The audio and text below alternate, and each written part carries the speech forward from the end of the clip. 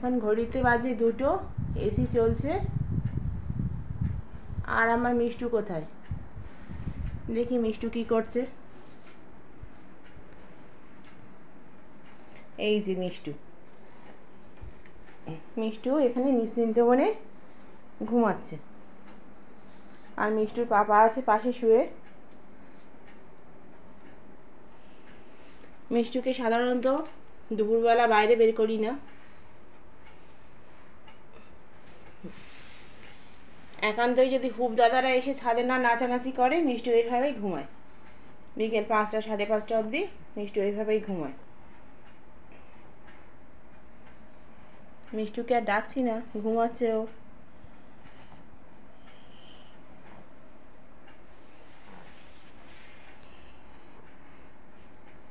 যারা পাক ডগ পুষতে চাচ্ছেন অবশ্যই বলবো তারা অবশ্যই বাড়িতে এসি রাখবেন, কারণ আমার অভিজ্ঞতায় আমি দেখেছি ওরা গরমে ভীষণই কষ্ট পায়।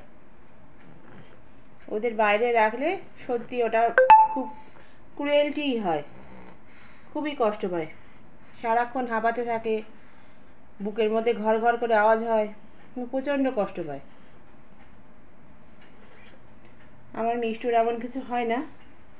মিষ্টু দুপুরবেলা সারা দুপুরই এসিতে থাকে, রাত্রে এসিতে থাকে, বিকেলবেলা শুধু একটু এসিটা বন্ধ হয় তখনও ছাদে গিয়ে হিসু বডি করে নেয়, একটু খেলাধুলো করে। মিষ্টুকে আপনারা দেখাতে পাচ্ছি না, মিষ্টু এখন নগরে ঘুমোচ্ছে। এসিটা চলেই ও ঘুমটা খুব ডিপলি হয় ওর। যা হোক, মিষ্টুকে কেমন লাগছে আপনারা একটু কমেন্ট করে জানাবেন। আর মিষ্টুকে যদি ভালো লাগে, বাইরে গাড়ির আওয়াজ হয়েছে, মিষ্টুর ঘুমটা ভেঙে গেছে। শোনা, ঘুমা ঘুমা। মিষ্টুকে যদি ভালো লাগে একটা লাইক করবেন, আর মিষ্টুর নতুন নতুন ভিডিও পেতে চ্যানেলটাকে সাবস্ক্রাইব করবেন অবশ্যই। আর মিষ্টু তো আমার খুবই মিষ্টি মেয়ে। আপনাদের কেমন লাগছে কমেন্ট একটু জানাবেন। আপনাদের ভালো লাগছে কি না তাহলে আমি বুঝতে পারবো।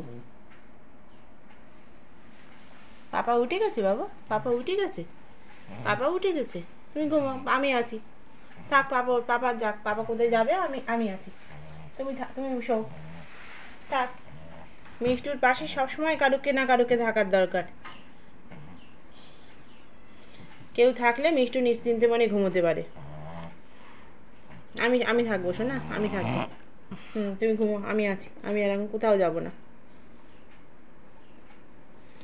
মিষ্টু আমাদের খুবই ভালোবাসে, আর আমরাও ওকে প্রচণ্ড ভালোবাসি।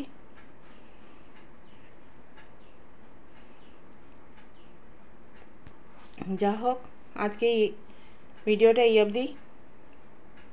আপনারা কমেন্ট করবেন, লাইক করবেন, আর অবশ্যই চ্যানেলটাকে সাবস্ক্রাইব করে দেবেন। নমস্কার।